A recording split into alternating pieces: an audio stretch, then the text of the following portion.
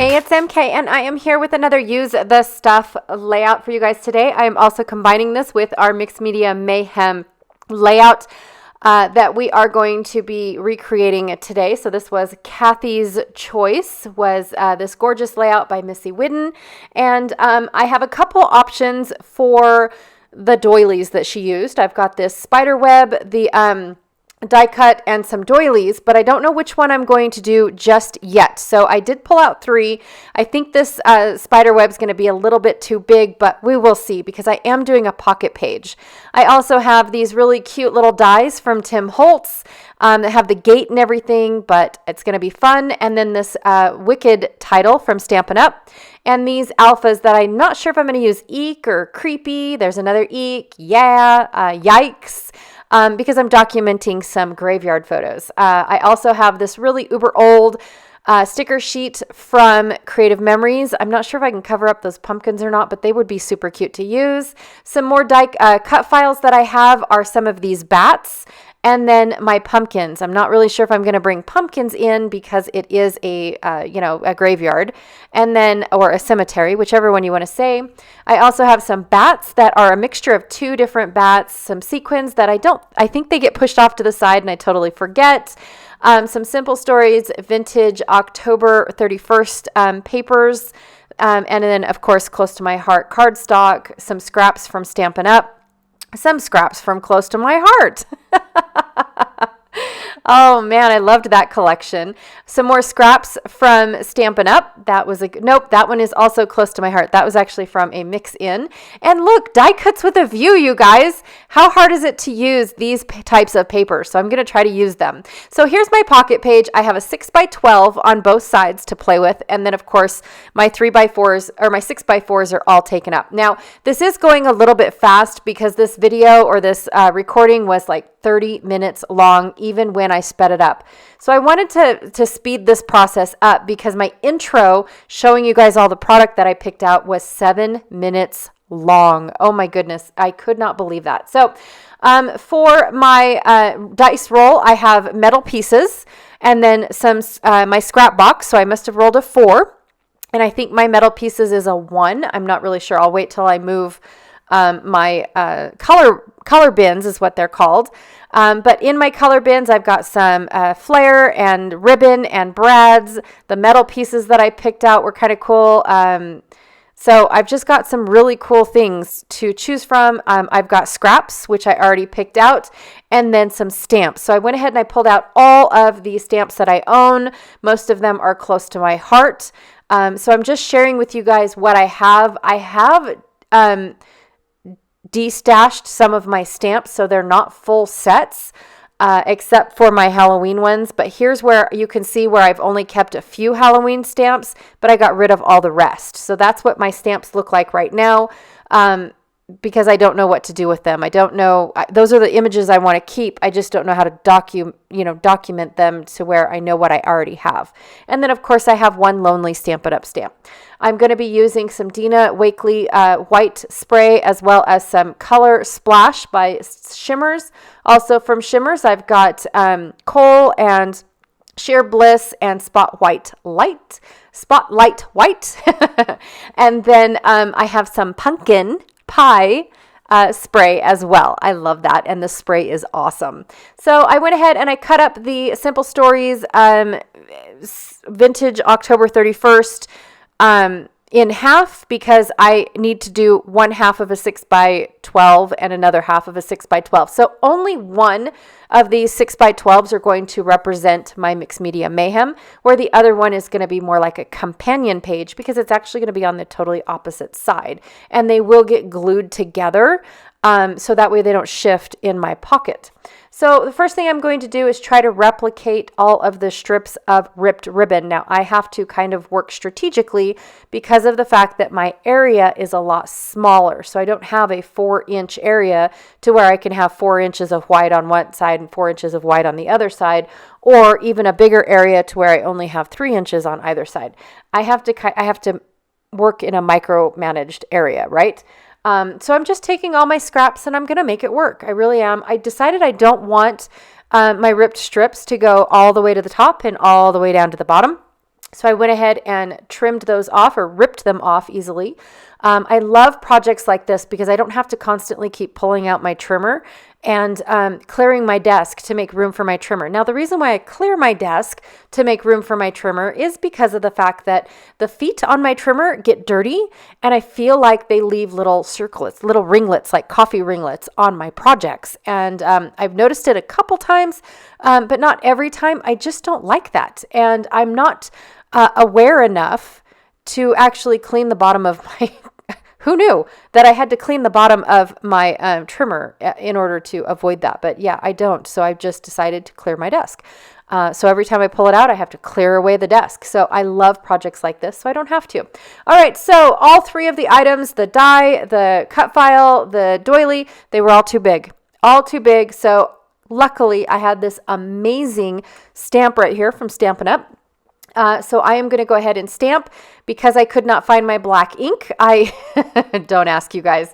I decided I'm going to try embossing. Now, embossing isn't all magical like Sandy says it is. Not for me. I just can't get it. I don't know. It's a nightmare for me. Okay. I'm just going to say that out loud. I don't like it. As you can tell, I dusted off one because it was just yucky. But when I melt the embossing powder, it doesn't have that shining raised effect. It just looks like I wasted all that. I should have just used black ink. I don't know. So I gave up. I don't care. And I love the blotchiness though that it gave me. So it gave me all those little black speckles. So here I used Spotlight White on the right side, and then I used, the other one. I can't remember the name of it now. I used the other one that is a little off-white on the left side, and I loved both of them, so I did the exact same thing for the other two for the other side that you didn't watch me struggle to emboss with, because I don't like embossing. It's like not my favorite thing in the whole wide world. Like it is for Sandy. So to each their own, right? Everybody has what makes them happy, and embossing is not one for me. So anywho, I went ahead and I set up my photos. I've already trimmed them down. I've already done the 4x6s in the other page protector, in the page protector. So that side is already done. Now I can just concentrate on what I have to do here. I've got my panels all ripped and torn and good to go and put together. Now I have to put the right side, that's the left side. I have to put the left side together if I want to bring in some mixed media, because I haven't done that yet. I brought in some embossing powder and hated every minute of it. Whoa. But it's not the mixed media that I'm assuming the group is expecting me to recreate. Maybe it is. It's my project. I get to do what I want. So I do have to put the whole thing together in order to know where that mixed media goes, especially on a project this small, because if I was to just did the mixed media where I assumed, or where Missy did it in her layout, it would never have been in the exact same spot. It would have been all over the place, and I probably wouldn't have liked it as much. So to save myself a headache and time and drawing time and all that stuff, I decided to put everything together, and then I will carry on with the mixed media. All right, so what I'm doing now is just kind of prepping my right side, because it's pretty much done. It's got the panel, it's got my two they're not snowflakes, they're spider webs, and it's going to house my title. And then of course that one picture down at the bottom. Now I'm going to go ahead and get my left panel all glued down, because again, that way I can work on the mixed media and know exactly where I want the mixed media. And you'll be surprised at how little mixed media actually makes it on this layout, but it has a big impact. You can actually see all that mixed media. It's really super cool.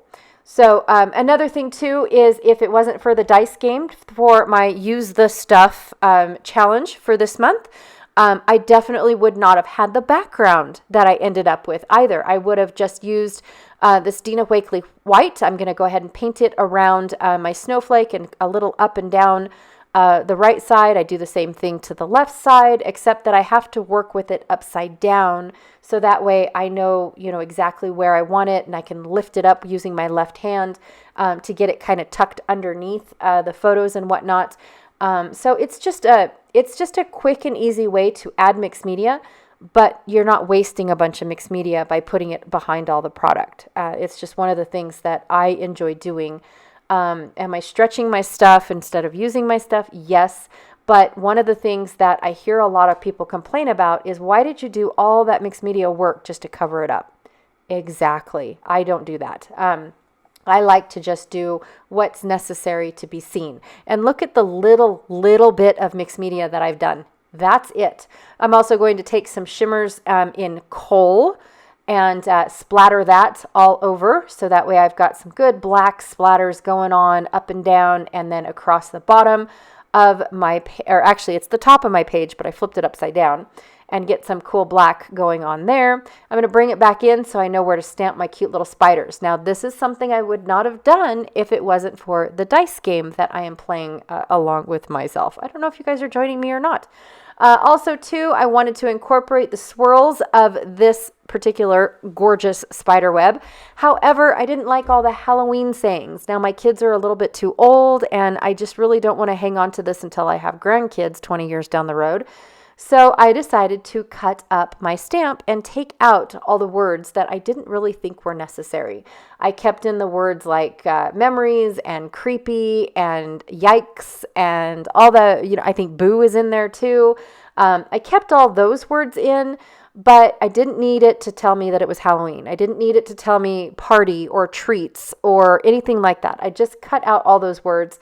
Plus, look, all you're seeing are the swirls, which is what I wanted. I wanted a hint of that cute little stamp set. I really did not need the whole shebang, right? And again, it is something that I would have never added to my background if it weren't for the dice game. So now I'm going to add some pumpkin pie to my little splatters. I love this addition right here. Now, one of the things I love about the coal paint is that it is not like pure black. It definitely has a charcoal look to it. And so I really like that as well. So now I've got two different variations. I've got a gray and a black. I found this cute little spider web within the Stampin' Up! Die set. Or stamp set, and there was a die to go with it. So I was super stoked about that. So I'm going to go ahead and die cut this little guy out and run it through my little die cut machine. The machine is also from Stampin' Up! I love this little machine. So I'm going to go ahead and put her together, run it through my die cut. Now I don't even have to hold it, you guys. It is so cool. I do out of habit, but I don't have to. It just is such a sturdy machine. It is awesome.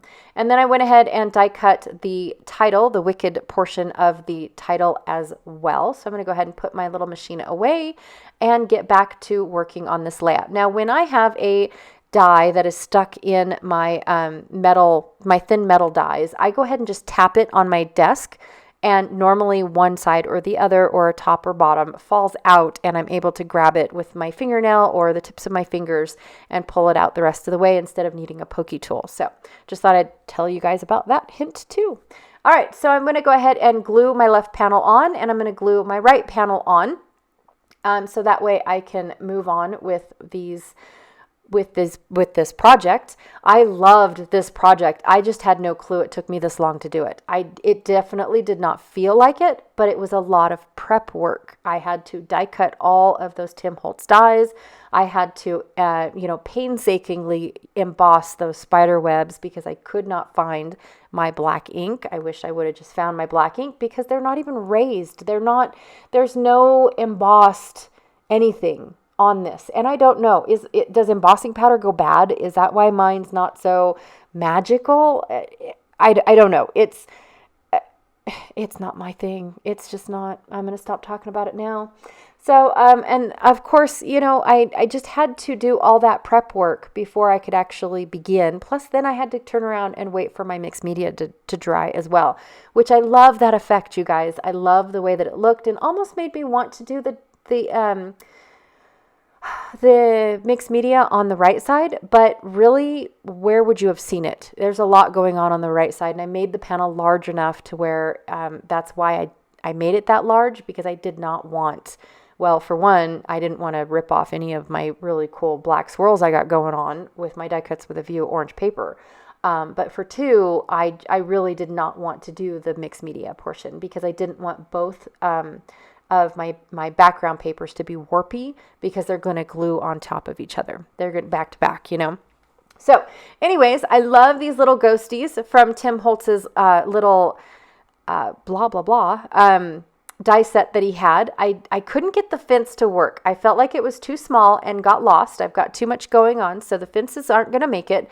But these little tombstones are adorable. So I'm going to set them up with a little ghost and a tombstone. I'm going to make one of the large tombstones a part of my title, and then bring in a smaller tombstone. I debated about putting the smaller tombstone up above the eye, so it's the dot of the eye, but I didn't really like that. I was like, no, that's a little bit too big. So I went ahead and I put it right next to the C in Creepy, and then these little skeleton crosses worked out perfect. So I'm going to go ahead and put it on top of the tombstone next to the C in Creepy, and then add another one down into my cluster. Now, these are going to make my page protectors a little bulky, but they're not that bulky. They are pretty flat, considering that I don't think they're made for scrapbooking. I really don't. I've also got another little ghosty. Now, when it comes to getting the ghost to face the other direction, I'm just turning it over. It doesn't bother me that it wasn't meant to be in that direction, especially when you get, normally when you run dies through a die cut machine, you get a perforated line, or it's not perforated, but an indentation of where the hole in the die was.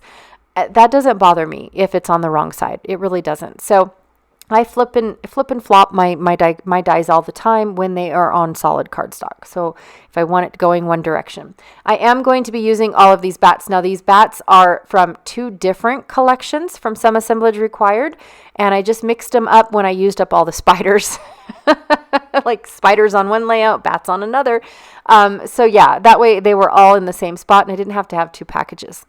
I also added one flare. I thought I was going to add one on the other side, but thought otherwise. But I liked how this one flare kind of looked like a moon behind my little ghost and graveyard scene going on. And then I went ahead and picked out two different, well, actually three different brads. Two of them are different colors, and then one of them is kind of a sparkly brad. Went ahead and picked those out from my little brad bag that I had inside my color bin box. And now I'm going to add some washi. I love projects like this, you guys, where I have so many little things to add, but they really help with the layout. Like this little bit of washi, it helps me bring in an extra piece of paper that I did not have. Could I have gone into my Halloween bin and looked to see if I had this? Probably. But this was so much easier. And I put it behind my title, and my title just pops off the page. So I really like that.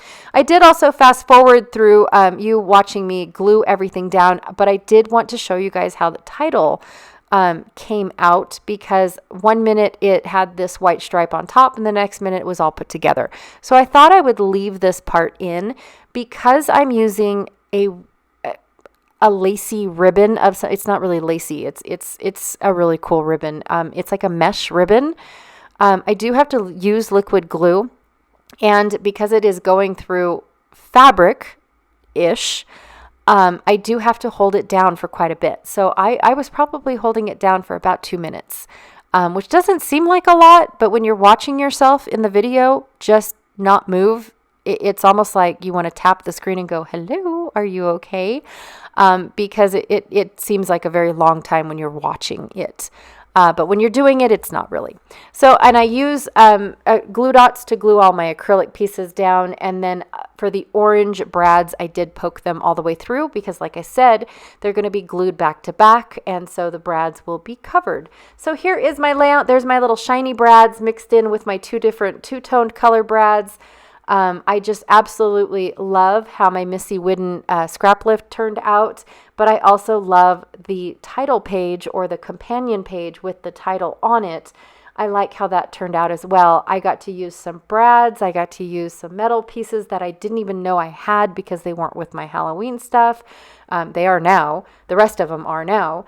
But I also got to use washi tape. I got to use that ribbon that I picked up 2 years ago. I mean, this is cool, you guys. And so I really do enjoy the dice game that makes me go and pull out stuff that I would have probably never even remembered I had, right?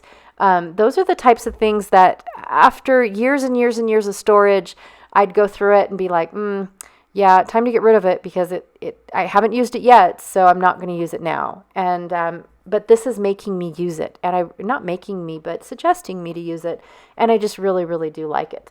All right, you guys, thank you so much for hanging out with me today. I really, truly appreciate every time you guys stop by and check out what I make. Please be sure to check out the group list down below for Mixed Media Mayhem and see what everybody else is doing with this gorgeous layout by Missy Whidden. For today, also too, there is the Facebook group down below for Mixed Media Mayhem. Don't forget to use the stuff, and don't forget to check out Janet Fritz, who is Galaxy Girl Creations here on YouTube, and see how she is using her stuff for today or for this whole month. Again, thank you so much, and I will check y'all later. Bye.